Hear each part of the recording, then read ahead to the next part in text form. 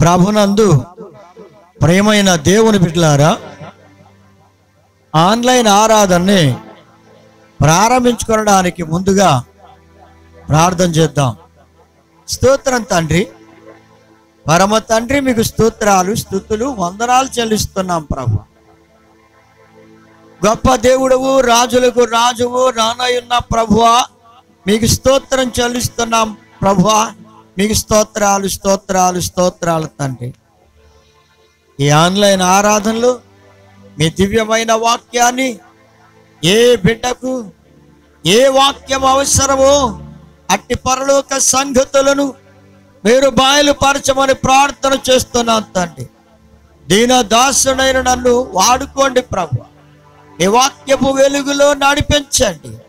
బిడ్డలందరినీ వాక్యపు వెలుగులో నడిపించండి. మీ కరుణామానికి మహిమ, ఘనత, ప్రభావాలు తెచ్చుకోండి. దుష్టుని దూరపరచండి, చీకటి శక్తులను దూరపరచండి. పరిశుద్ధాత్మ శక్తి చేత నింపి ఒక్కొక్కరిని మీ వాక్యము చేత బలపరిచే మహిమ పొందమని యేసయ్య పరిశుద్ధ నామమును బట్టి ప్రార్థించి వేడుకొనుచున్నాం తండ్రి. ఆమేన్. ఒక పాట పాడిన తరువాత వాక్యాన్ని విందాం.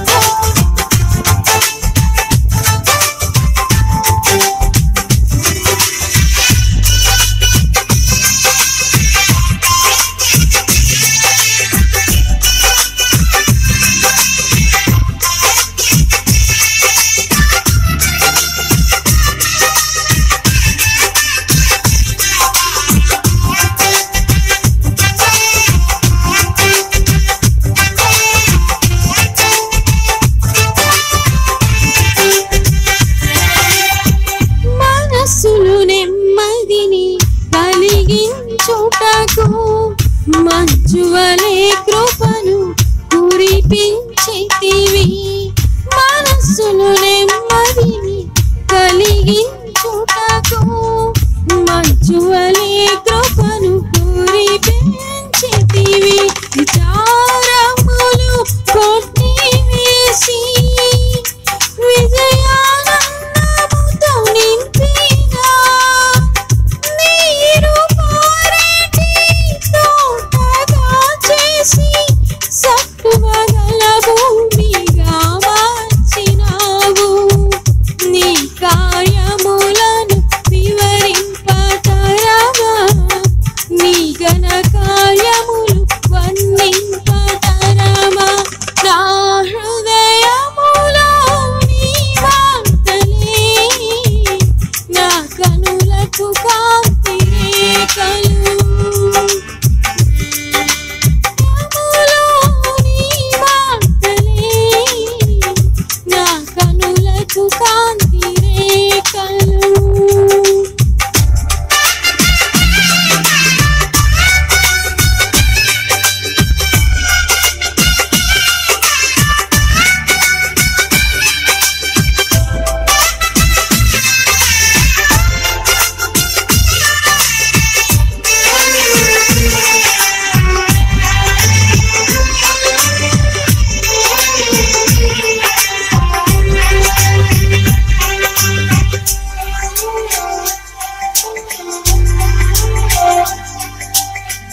విరజిమ్మే ఉదయ కాంతిలో నిరీక్షణ దయ్యమును కలిగించితివి. విరజిమ్మే ఉదయ కాంతిలో నిరీక్షణ దయ్యము కలిగించి అగ్నిశోధనలు జయించుటకు మహిమాత్మతో నింపిన ఆర్పజాలని జ్వాలగా చేసి దీపస్తంభముపై నన్ను నిలిపినావు. నీ కార్యములను వివరింపతరమా, నీ ఘన కార్యములు వర్ణింపతరమా. నా హృదయములో నీ మాటలే, నా కనులకు కాంతి రేఖలు. నా హృదయములో నీ మాటలే, నా కనులకు కాంతి రేఖలు.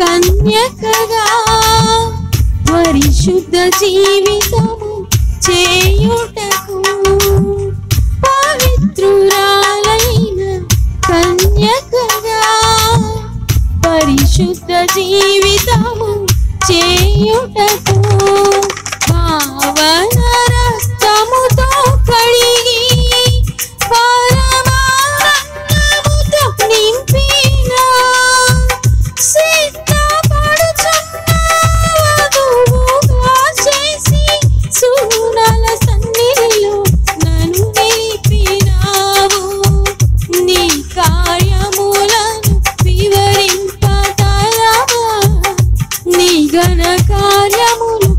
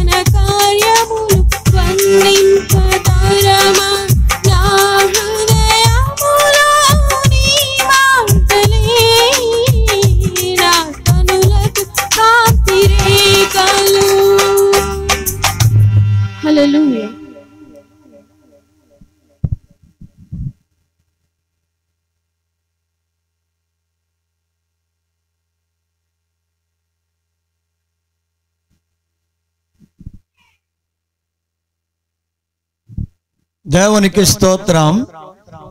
వాక్య భాగాన్ని విందామండి. కీర్తన 4వ కీర్తన 4వ వచనం.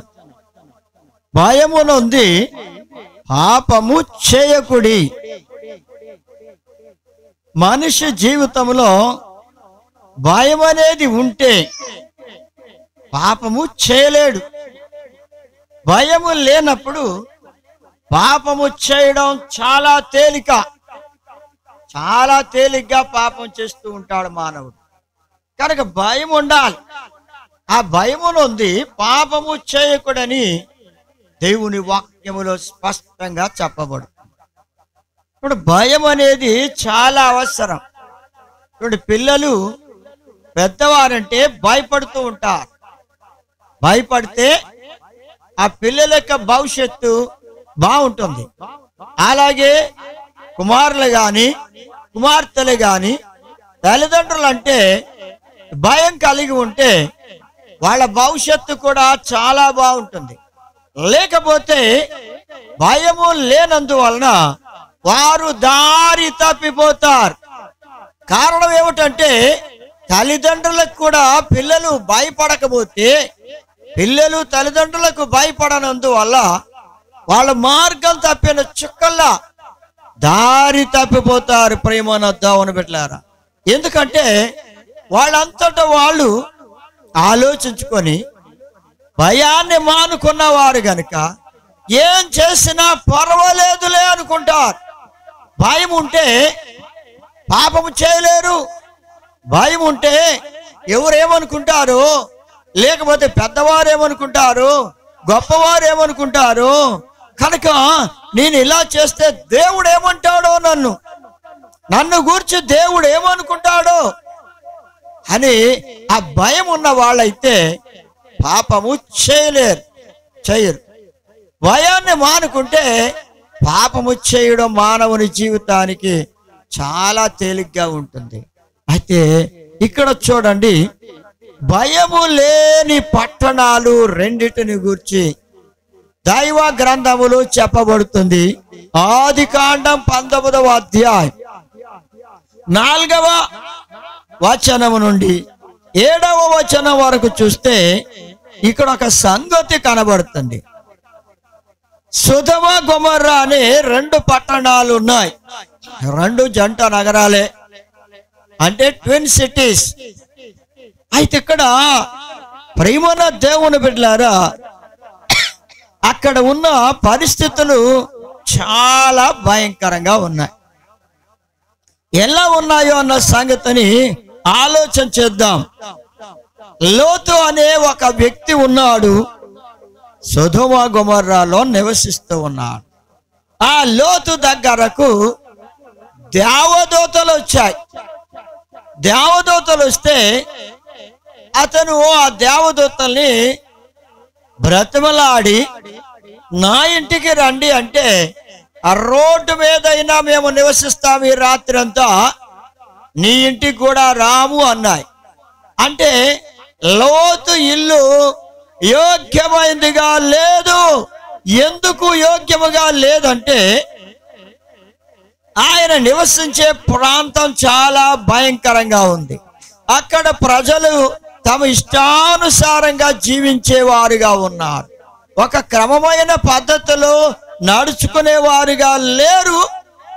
అలాంటి ప్రజల మధ్య లోతు అనే దేవుని నమ్ముకున్న బిడ్డ ఉన్నాడు, కానీ అతని ఇల్లు కూడా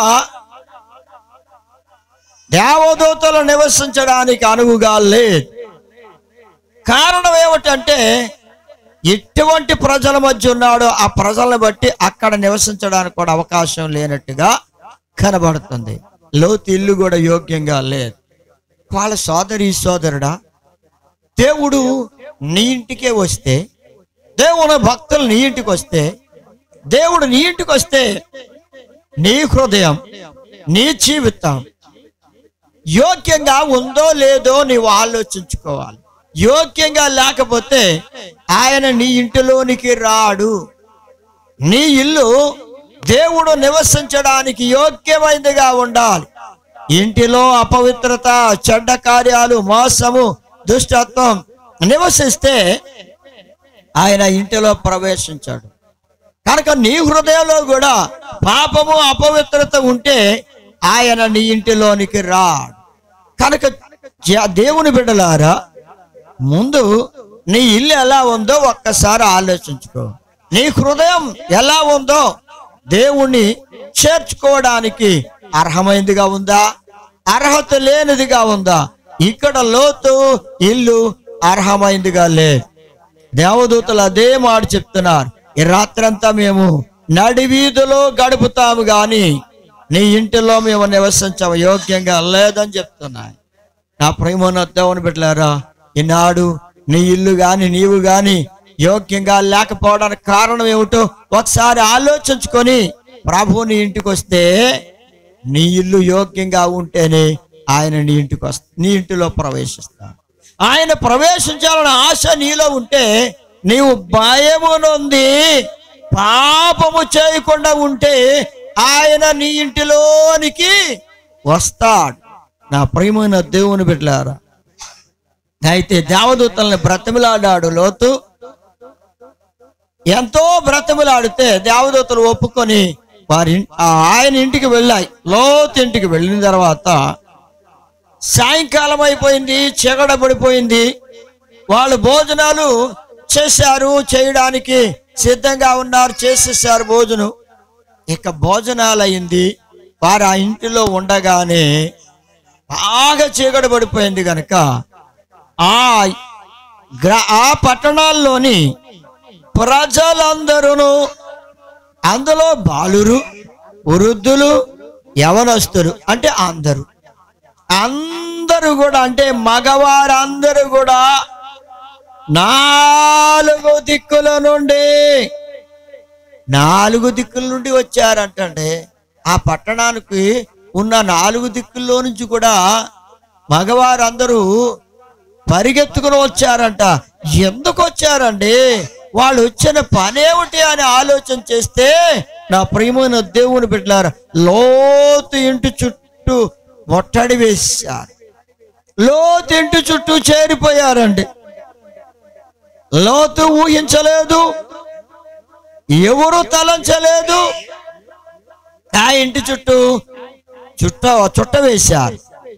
చుట్ట వేసి వాళ్ళు ఏమంటున్నారంటే, ఆ మనుషులు, లోతు నీ ఇంటికి వచ్చిన నీ ఇంటికి వచ్చిన వారిని వాళ్ళు ఏమనుకుంటున్నారంటే, మనుష్యులు అనుకుంటున్నారంటే. నా ప్రియమైన దేవుని బిడ్డలారా, పాపము మనుషుల యొక్క కన్నులకు అంధకారం కలిగేలా చేస్తది. అందంగా ఉన్నారు, అందంగా లేరు, ఇలా ఉన్నారు, ఏమిటో అక్కర్లేదు. పాప స్వభావము మనుషులు ప్రవేశిస్తే ఆ కామ వికార సంబంధమైన స్థితి ఇక ఏమీ ఆలోచించదండి.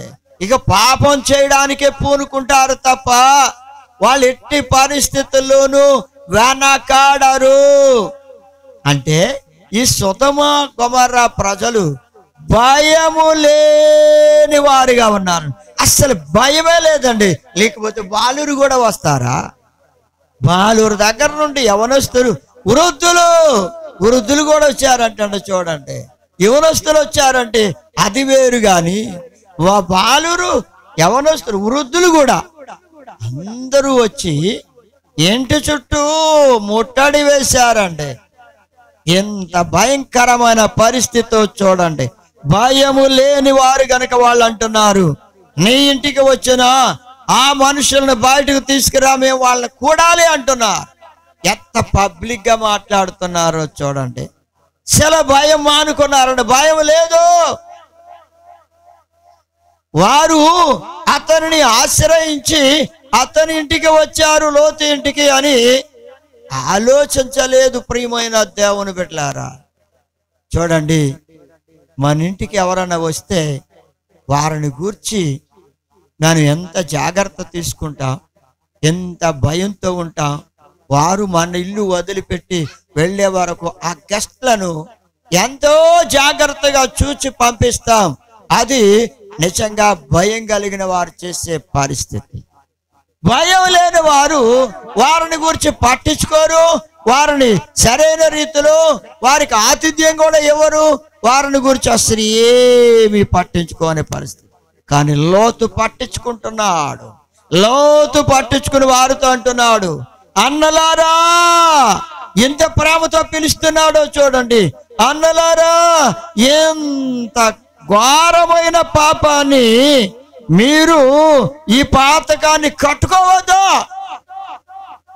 కారణం ఏమిటంటే వారు నా ఇంటికి వచ్చారు, నన్ను ఆశ్రయించి. అలాంటి వారిని మీరు ఎందుకు బయటకు తీసుకురమ్మంటున్నారు, వారిని కూడాలంటున్నారు. ఎంత సిగ్గులేని మాటలు మాట్లాడుతున్నారో చూడండి, ఎంత భయం లేని వారో చూడండి. ఏమనుకుంటారనే ఆలోచన కూడా లేదండి. మేము వారిని కూడాలి తీసుకురండి బయటకు అన్నారు పబ్లిక్ గా. ఇంత భయం లేని స్థితి ఈనాడు లోకములో, భయము లేని స్థితి ఎక్కువైపోయిందండి ప్రియమైన దేవుని బిడ్డలారా. అందుకే పాడు కార్యాలు చేయడానికి వెనకాడడం లేదు, చెడ్డ కార్యాలు చేయడానికి, వ్యభిచారం చేయడానికి, జాగ్రత్తం చేయడానికి వెనకాడడం లేదు. భయంకరమైన పాడు కార్యాలు చేయడానికి మనుషులు వెనకాడడం లేదంటే భయం మానుకున్నారు. భయము లేదంటే పూర్వానికి ఇప్పటికి చాలా తేడా వచ్చింది నా ప్రియమైన దేవుని బిడ్డలారా. పూర్వం అయితే పెద్దవారంటే పిల్లలు లేదా యవనస్తులు భయపడేవా. ఇప్పుడు ఆ భయం లేదు.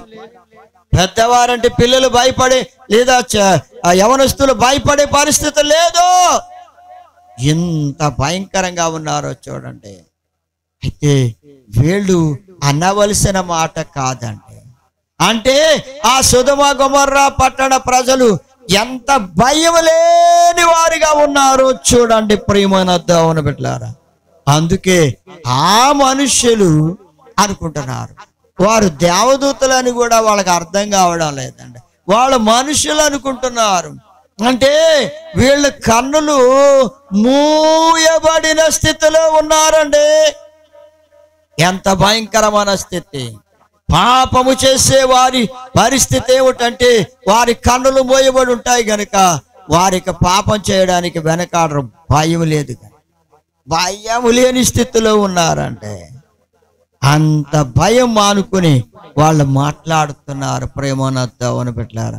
వారిని మేము కూడాలి అంటున్నారు. ఎంత దారుణం అంటే అక్కడికి అంటున్నాడు, ఇంత పాతకం, ఘోరమైన పాతకం మీరు కట్టుకోకూడదు. నా ఇంటికి వచ్చారు, నా ఇంటికి వచ్చిన వారిని నేను బయటికి పంపనయ్యా. నా కుమార్తెలు ఉన్నారు, మీ ఇష్టం వచ్చినట్టు చేసుకోండి, వారిని మాత్రం పంపనంటున్నాను. వారందరూ దొమ్మిగా చూడు, ఒక్క మాట చూడండి, చెడ్డ కార్యాలు చేయడానికి అందరూ ఏకమైపోయారు. సొదొమ గొమొర్రా పట్టణ యవనస్తుల దగ్గర నుండి, పిల్లల దగ్గర నుండి, బాలుర దగ్గర నుండి వృద్ధుల వరకు ఏకమైపోయారండి. ఒకే మాట మీద ఉన్నారు వాళ్ళందరూ.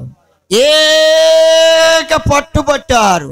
పట్టంటున్నారు, నువ్వెవడు మాకు చెప్పడానికి తీర్పరివా, నువ్వు పక్కకు తప్పుకో లేదా నిన్ను కూడా చంపేస్తాం, ఏమైనా సరే వాళ్ళని మేము బయటకు తీసుకెళ్ళిపోతాం అంటున్నా. దొమ్మిగా ఆ ఇంటి మీద పడిపోయారండి. ప్రియమైన దేవుని బిడ్డలారా, అసలు ఎంత ఘోరమైన పరిస్థితికి దిగజారిపోయారో చూసారా ప్రియమైన దేవుని బిడ్డలారా.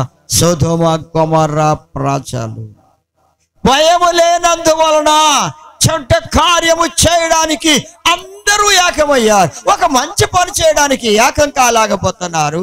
యథార్థంగా జీవించడానికి ఏకం కాలేకపోతున్నారు. మంచి కార్యాలన్నీ చేయడానికి ఏకం కాలేకపోతున్నారంటే, కానీ దుష్ట కార్యం చేయడానికి అందరూ ఏకమైపోయారు. ఇక్కడ సొదొమ గొమొర్రా ప్రజలు చాలా భయంకరం. భయము లేని స్థితి. సోదరుడా, సోదరి, భయము లేని స్థితిలో ఉన్నావేమో ఒకవేళ నీ జీవితంలో. అలాంటి స్థితి ఉంటే ఇప్పుడే ఆ భయము కలిగి ఇక ప్రభువుకు లోబడితే నీవు ధన్యుడు అవుతా. సొదొమ గొమొర్రా ప్రజల్లా ఉండొద్దు. చాలా భయంకరంగా ఉన్నారు. వాళ్ళు భయం మానుకుని ఉన్నారు. పాపము చేయడానికి పరిగెత్తుకుని వచ్చారండి. ఎంత సిగ్గులేని స్థితి. గుర్రముల వలె పారుగులెత్తి వచ్చారండి. చాలా భయంకరం. చూడండి, పొరుగువాని భార్య వెంట గుర్రముల వలె సాకిలిస్తూ పరిగెడుతున్నారని ఇర్మియా గ్రంథంలో చెప్పబడుతుంది. ఎంత దారుణం అంటే, లోతింటికి వచ్చిన ఆ వారిని పాడు చేయాలని వాళ్ళందరూ పరిగెత్తుకుని వచ్చారంట గుర్రాల్లాగా. ప్రియమైన దేవుని బిడ్డలారా, ఎంత భయము లేని స్థితి మనుషుల్లో కలిగిందంటే దానికి కారణం ఏమిటంటే పాపం అంతకంతకి విస్తరించిపోతుందండి. విస్తరించిపోతుంది. పేతురు రాసిన 2వ పత్రిక 2వ అధ్యాయం 7వ వచనం అంటాడు, దుర్మార్గుల కామ వికారమైన నడవడి చేత, వాళ్ళ ప్రవర్తన చేత దుర్మార్గులు. ఈ సొదొమ గొమొర్రా ప్రజలు ఎలా తయారయ్యారో చూడండి. దుర్మార్గమైన జీవితాలు, దుర్మార్గమైన బ్రతుకు, కామ వికారం.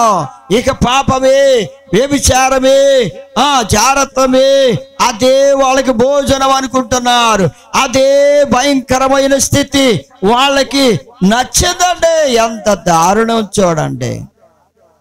సిగ్గుపడే స్థితి లేదు. ఎవరైనా ఏమన్నా అనుకుంటారన్న సిగ్గు కూడా వాళ్ళకి కలగడం లేదు. కామ వికారమైన నడవడి ప్రవర్తన ద్వారా వీళ్ళు నీతిమంతుడైన లోతును బాధ పెట్టేశారండి. చాలా బాధ పెట్టారు. లోతు వాళ్ళను గురించి ఎంతో బాధపడ్డాడు. దాని లోతును, నీతిమంతుడిగా ఉన్న లోతును మనుషులందరూ విడిచిపెట్టేశారు. ఆ ప్రాంతంలో ఉన్నవారు అందరూ, పట్టణాల్లో ఉన్నవాళ్ళు.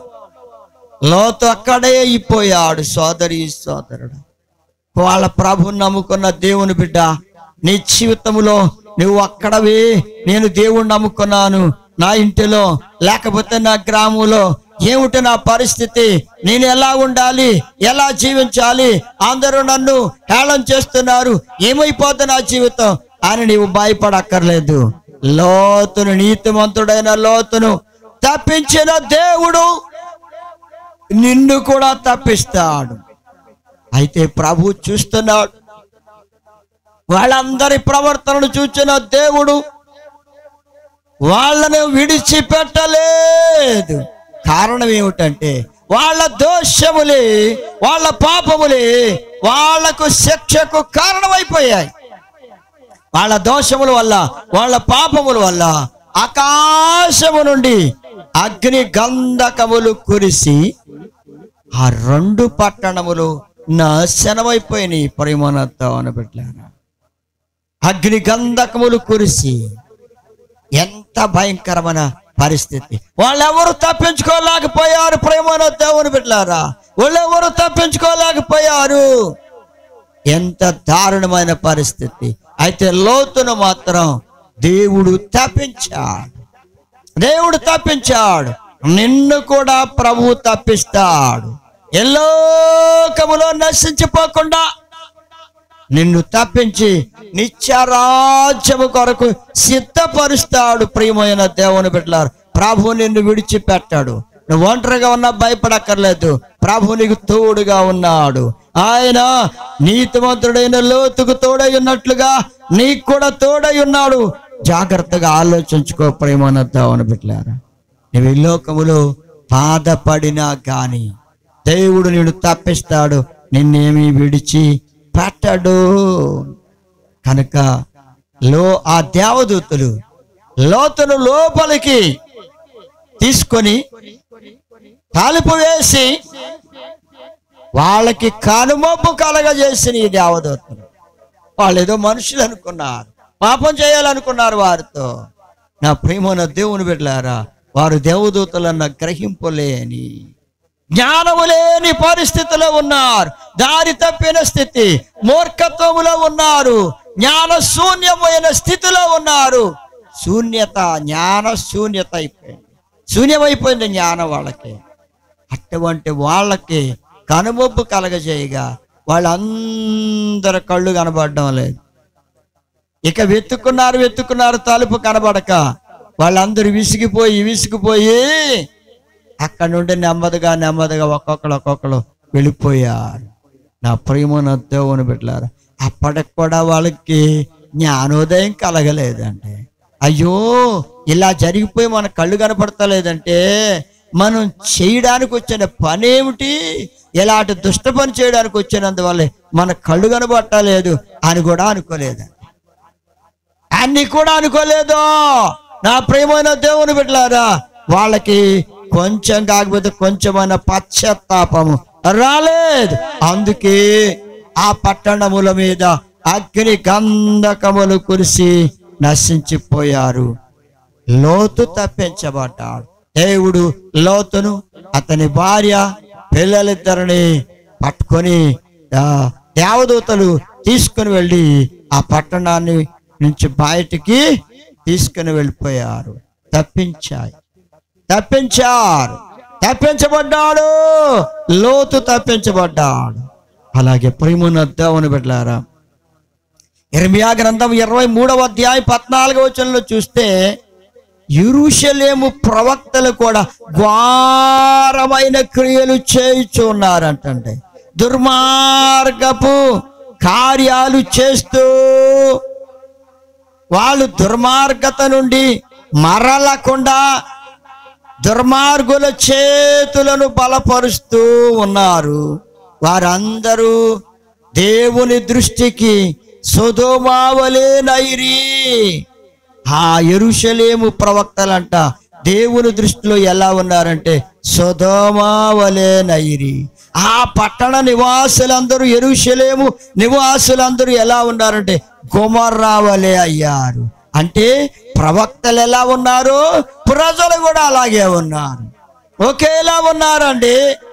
ప్రవక్తలేమో ప్రజలకి నీతిని బోధించేవారు, ప్రవక్తలు ప్రజలకి దైవ భయాన్ని నేర్పేవారు.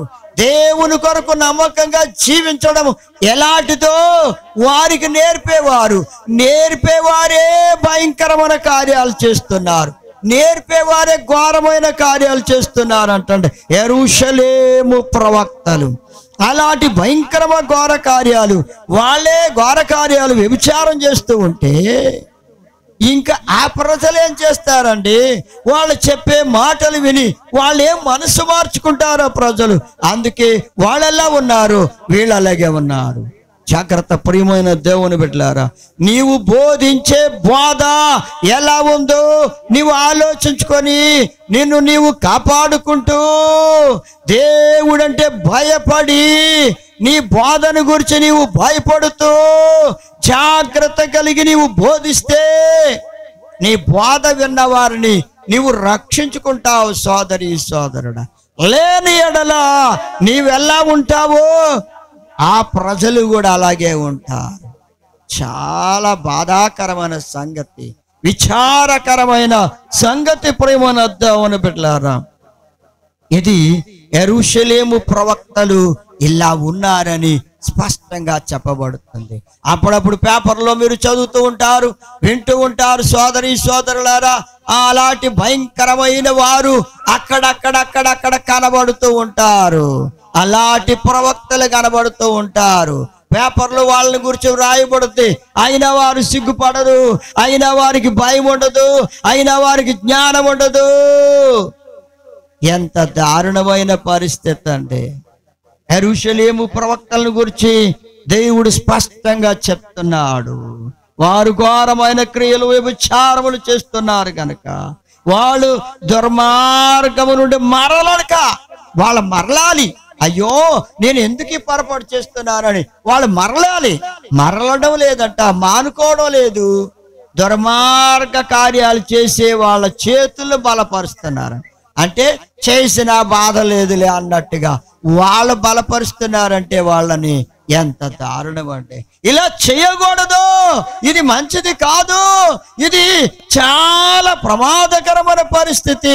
దేవునికి విరోధమైన పనులు చేయొద్దు అని బోధించవలసిన వాళ్ళు ప్రవక్తలు.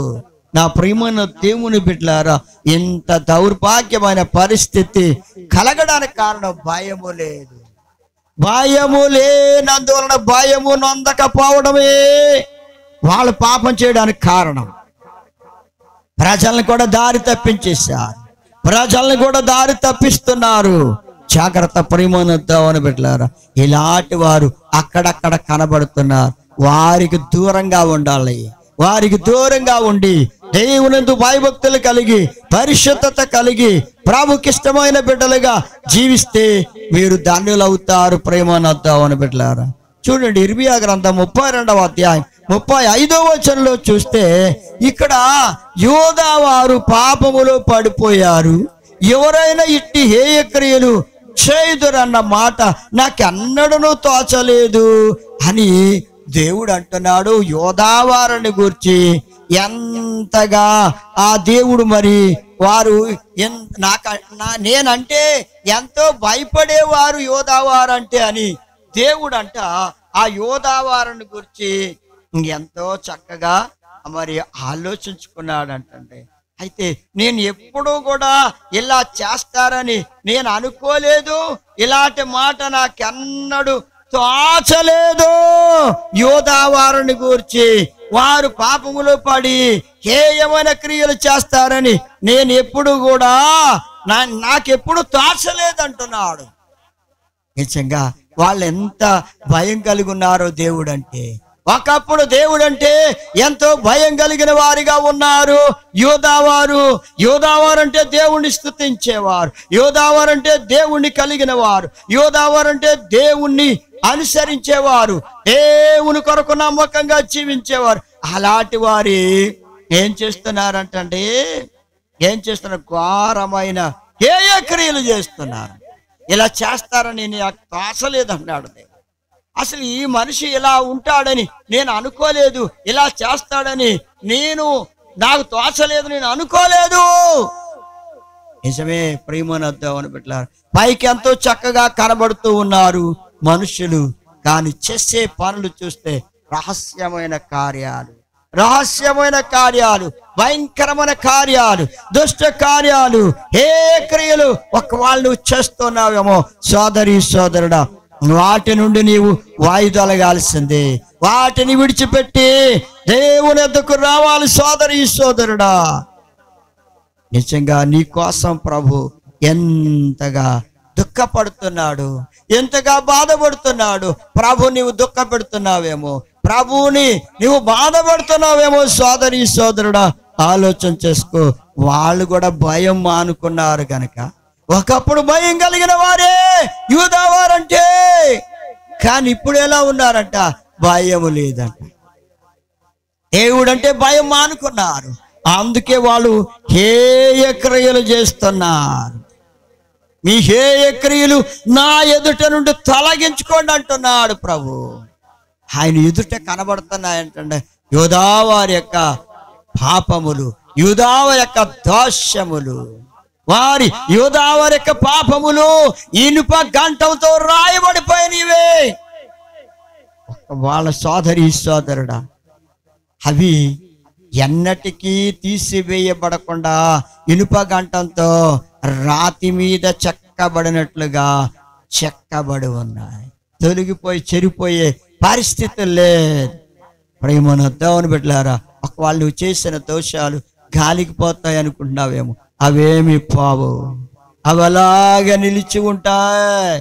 జాగ్రత్తగా ఆలోచించుకో సోదరి సోదరుడా. ఇర్మియా గ్రంథం 44వ అధ్యాయం 9-10 వచనాలు చూస్తే ఇక్కడ యూదా రాజుల గురించి కూడా అదే చెప్పబడుతుంది. యూదా వారు ఏం చేశారు? రాజులు కూడా అదే చేశారంటే. రాజులు చేశారు గనుక యూదా ప్రజలు కూడా అదే చేస్తున్నారు. ప్రియమైన దేవుని బిడ్డలారా, యూదా రాజులు వారి భార్యలు చేసిన చెడుతనము మరిచిపోతిరా. నిజంగా మరిచిపోయారంటే వాళ్ళు చేసిన చెడ్డతనాన్ని వాళ్ళు మర్చిపోయినా కానీ ఆ చెడ్డతనం మరవబడలేదు. ఎందుకో తెలుసా? వాళ్ళు కనీసం ఎలాంటి చెడ్డ కార్యాలు చేశాం, ప్రజల్ని దారి తప్పించాం, నేను చేసిన చెడ్డ కార్యాల వల్ల రాజులై ఉన్న మేము మా భార్యలు చేసిన చెడ్డతనము వల్ల, చెడ్డ కార్యాల వల్ల ప్రజలు కూడా దారి తప్పిపోయారు అని కూడా వాళ్ళు ఆలోచించుకోలేదంట. నేటికి వారు దేన మనసు ధరింపకున్నారు, అసలు భయము నొందకున్నారు. భయం అనేది వారిలో కలగలేదంటండి. అందుకే వారి రాజ్యములు పాడైపోయాయి.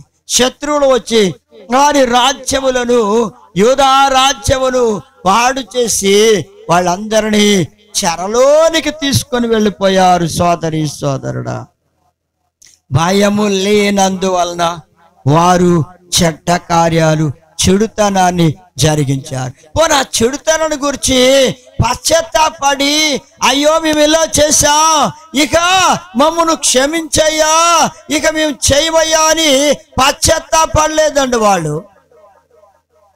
యోధా రాజులు, రాజుల భార్యలు పశ్చాత్తాపడలేదు, దేన మనసు ధరించుకోలేదు. సోదరుడా సోదరి, చెడుతనమును గూర్చి నీవు పశ్చాత్తాపడకపోతే, వాటిని విడవకపోతే నీకు నెమ్మది ఉండదు, నీకు శాంతి ఉండదు. జాగ్రత్త పడు సోదరి సోదరుడా.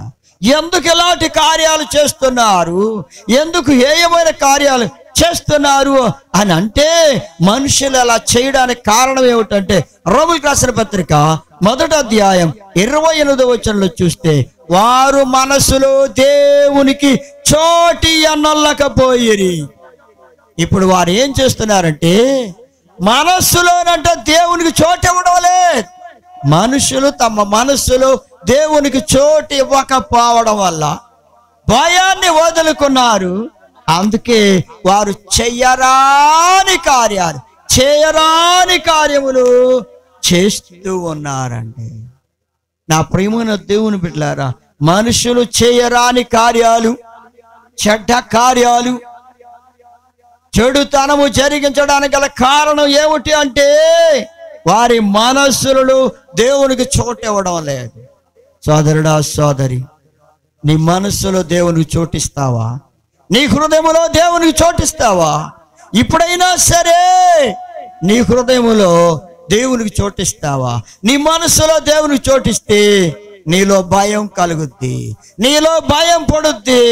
పాపం అంటే భయం పడుద్ది. ప్రియమైన దేవుని బిడ్డలారా, పాపం అంటే భయం పడుద్ది. అయ్యో, నేను పాపం చేస్తే నా మీదకి ఏమి రాబోతుందో, ఏం జరగబోద్దో, ఏమైపోద్దో నా జీవితం అనే ఆ భయం రావాలి. ఆ భయం రాకపోతే, అసలు మనసులో దేవునికి చోటు ఇవ్వకపోతే భయం ఎక్కడి నుంచి వస్తుందండి? దేవునికి చోటు ఇవ్వండి. ఇప్పుడైనా దేవునికి చోటు ఇవ్వాలి సోదరి సోదరుడు. దేవునికి చోటు ఇచ్చిన వాడు పాపం చేయకుండా తప్పించుకుంటాడు, పాపం చేయకుండా ఉంటాడు. ఆదికాండం 39వ అధ్యాయం 9వ వచనంలో చూస్తే, యోసేపు అనే ఒక వ్యక్తి కనబడుతున్నాడు, యవ్వనస్తుడు. అతడు బానిసగా పోతిఫరు కొనుక్కున్నాడు. ఆ బానిసగా ఉన్నాడు, ఆ ఇంటిలో పని మనిషిగా బానిసగా ఉన్నాడు యోసేపు. అయితే పోతిఫరు భార్య యోసేపు మీద కన్ను వేసింది. అతనిని ఏదో విధంగా పాడు చేయాలి, అతనితో పాపం చేయాలని ఆమె చూస్తూ వచ్చింది. అయితే ఒక రోజున యోసేపుతో మాట్లాడుతుందంట, నీవు నాతో శయనించు అంటే, చూడండి ఎంత దారుణం. ఆ ఇంట్లో పనిచేసే పనివాడు ఆ పనివాడితో అంటుందండి, నువ్వు నాతో శయనించు అంటుంది. ఆమె యజమానురాలు, అందమైంది, బలమైంది, జ్ఞానం కలిగింది, ఆస్తులు అంతస్తులు కలిగింది, యజమాని గొప్ప ఉద్యోగం చేస్తున్నాడు, రాజుగారికి బాడీ గార్డ్. ఎంత హోదా ఉండి, అంత పరిస్థితి ఉండి ఎంత దిగజారిపోయిందో చూడండి. నీచమైన పరిస్థితికి దిగజారిపోయింది. ఒక పని మనిషి అతను యోసేపు ఆ ఇంటిలో పని మనిషి. ఆ పని మనిషితో పాపం చేయాలంటుంది. ఆయన అంటున్నాడు, దేవుడంటే భయపడిన వాడు, భయం కలిగిన వ్యక్తి కనుక యోసేపు భయమునుంది. దేవుడంటే భయము కలిగిన వాడు కనుక, అతని మనసులో దేవునికి చోటిచ్చాడు కనుక ఆ దేవుడు ఏమంటాడో, నేను ఈ పాడు పని చేస్తే నా బ్రతుకేమైపోద్ది అని భయమునుంది. యేసేపు అంటున్నాడు, అమ్మా ఇలాంటి పాపము, ఇలాంటి ఘోరమైన దుష్కార్యం చేసి దేవునికి విరోధంగా పాపం కట్టుకోలేను అని పోతీఫర్ భార్యతో చెప్పేస్తున్నాడు. ఆ ప్రేమను దేవుని బిడ్డలారా, చెప్పినామే వినడం లేదండి.